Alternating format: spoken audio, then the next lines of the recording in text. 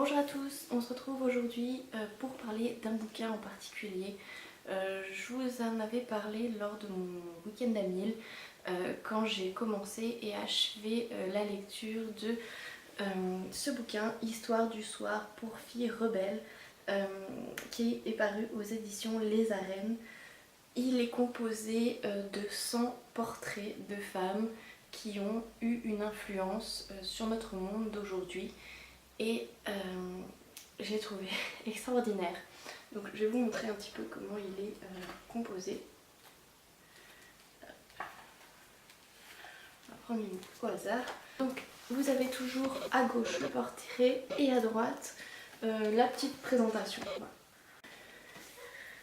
Donc vous avez vu, il n'y a pas écrit, il n'y a pas grand chose, on nous en met pas, enfin, voilà, c'est pas saoulant, c'est pas complexe, c'est clair, c'est précis, ça ne raconte pas beaucoup trop sur la personne, c'est juste parfait. Et en dessous, vous avez une petite citation qu'indique la personne concernée. Vous avez sa date de naissance et sa date de décès, le métier qu'elle a exercé et sa nationalité.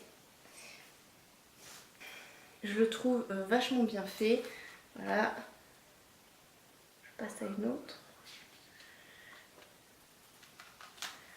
Et une autre. Et voilà, ce que j'ai oublié de dire, c'est que en haut à gauche, vous avez toujours le nom de la personne qui a illustré le dessin, parce que voilà, il n'a pas été écrit et réalisé par une seule et même personne.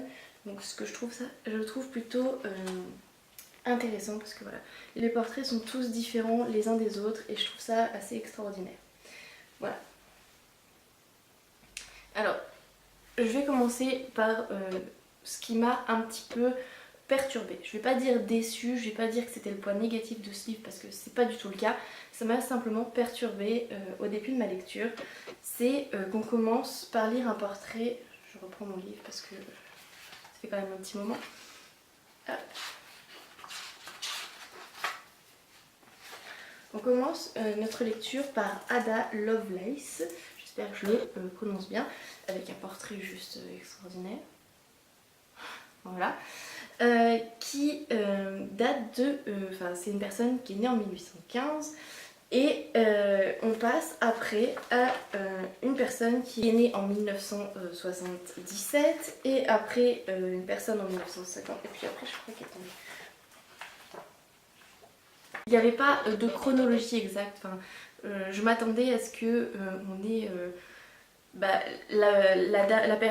la femme qui a vécu il y a plus longtemps pour arriver à nos jours, alors que non, pas du tout. C'est pas l'ordre qu'il y a dans ce livre. Ils sont classés par ordre alphabétique et c'est les prénoms.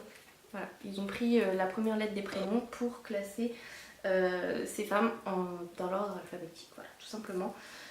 L'autre petit bémol, c'est que je m'attendais à trouver Simone Veil dans ce bouquin. Elle n'y est pas, peut-être qu'il y a un tome 2 voilà, de ce bouquin. Peut-être qu'elle sera dans le tome 2, mais en tout cas elle n'est pas dans le tome 1 et je trouvais ça un petit peu décevant. Mais bon, c'est pas très grave, il y a beaucoup d'autres femmes, certaines que je connaissais, d'autres que je connaissais pas, et j'ai apprécié la diversité car il y a autant des scientifiques, des athlétiques, des ingénieurs, il y a des artistes, il y a, voilà, il y a vraiment tout corps de métier représenté. Il y a même, et là j'ai mis mon petit truc, il y a même des infirmières, voilà. Bon, elle n'est pas toute fraîche celle-là, mais on est représenté. Donc voilà, j'ai trouvé ce livre extraordinaire. Je l'ai dévoré, vraiment. J'ai dû me freiner pour pas le lire plus vite.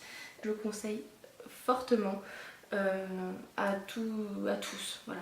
J'ai vu qu'il y avait des avis mitigés qui disaient que c'est dommage que c'était un bouquin qui parlait que des filles. Et bah oui, tiens, pour une fois on parle que des filles. Sachez, messieurs, dames, qu'il existe une version masculine de ce livre et que je l'ai découvert pas plus tard que tout à l'heure à la FNAC. Et du coup je compte bien me le procurer pour pouvoir voir la différence. Et Et puis bah voilà, le proposer aussi à mes petits garçons parce que moi j'ai 2 petits garçons donc voilà, peut-être que eux, les portraits des filles qui ont marqué notre histoire ne les intéresseront pas, mais que peut-être les portraits des garçons les intéresseront. Par contre, je l'ai trouvé hyper riche. Il y a des femmes notamment qui je trouve ont été oubliées dans notre histoire. Pour commencer, je sais pas, j'aurais dû la noter celle-là. Je le savais. Attends, 108. J'espère que c'est elle.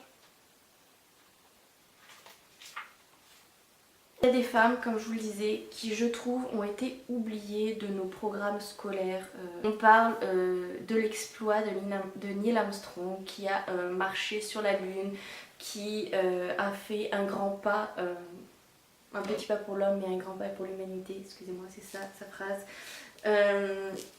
Mais moi personnellement, je ne savais pas que la femme sans qui tout ça n'aurait jamais pu voir le jour n'était autre que Margaret Hamilton, et qu'elle était informaticienne et qu'elle a travaillé sur le codage, qui a travaillé sur les programmes informatiques qui ont permis à la fusée Apollo 11 d'atterrir sur la Lune. Et donc sans cette femme, Neil n'aurait jamais existé. Voilà, tout simplement. Et donc je pense qu'elle aurait mérité d'être citée aussi dans nos livres d'histoire. Je pense que son travail informatique a dû faire avancer sur un plan technologique. Et je trouve ça assez extraordinaire et je trouve ça extrêmement dommage qu'elle soit passée sous silence. Voilà, en tout cas c'est mon point de vue. Donc maintenant je vais vous dire ce que j'en ai pensé de ce petit livre qui regorge de secrets. Pour moi c'est une pépite vraiment à avoir dans sa bibliothèque. Qu'on soit petite fille, adolescente, femme, je trouve que c'est très très inspirant. Ça nous permet de nous dire que voilà, avant d'avoir ces athlètes de haut niveau, il y avait des petites filles qui ont eu un rêve, qu'elles se sont battues, parfois malgré les gens qui n'ont pas cru en elles, qui leur ont dit non mais oublie tes rêves, tu n'y arriveras pas. Non non, elles y ont cru, elles s'y sont accrochées, elles se sont battues et elles ont réussi.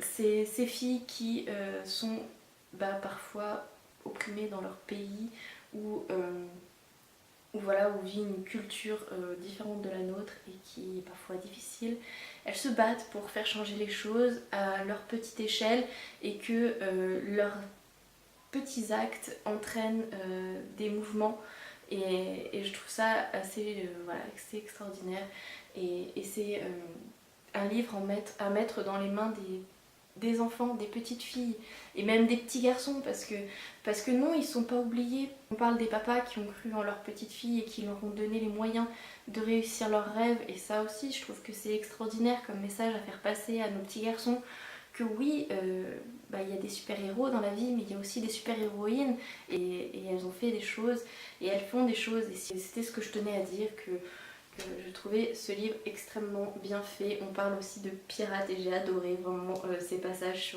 sur ces femmes qui sont devenues des pirates parce que pareil, hein, on ne pouvait pas imaginer une femme maître d'un bateau, c'était juste impossible. Et elles ont prouvé que c'était possible, elles ont même pris des navires à des hommes et voilà, elles se sont battues comme des hommes et elles ont vaincu les hommes. Et voilà, je trouve que c'est un message extrêmement fort qui est passé à travers ce bouquin. Et moi je le recommande vraiment. J'ai 2 petites nièces et je pense que quand elles seront en âge de l'apprécier à sa juste valeur, je leur offrirai. Parce qu'il vaut le coup, il vaut le détour. Alors oui, c'est un livre, oui, on n'est jamais bien contente de recevoir un livre à son anniversaire quand on a une dizaine d'années.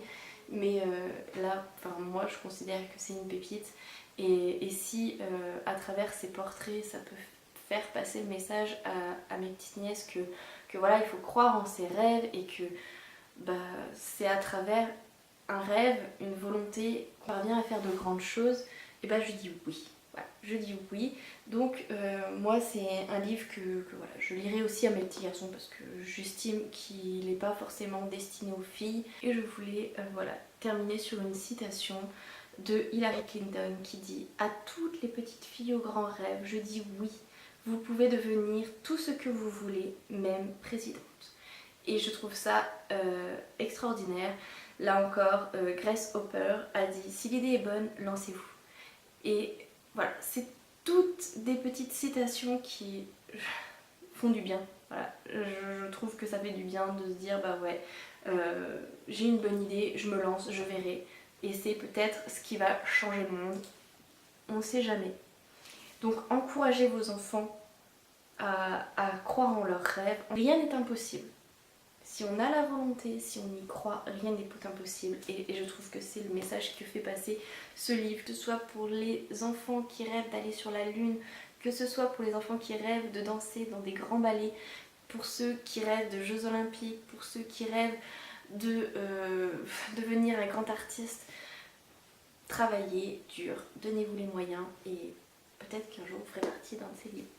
Voilà, j'espère que cette vidéo vous a plu, j'espère éventuellement vous avoir fait craquer pour ce petit livre, ce gros livre pardon. Voilà, je vous dis à très bientôt pour une prochaine vidéo et je vous fais plein de gros bisous. Salut salut!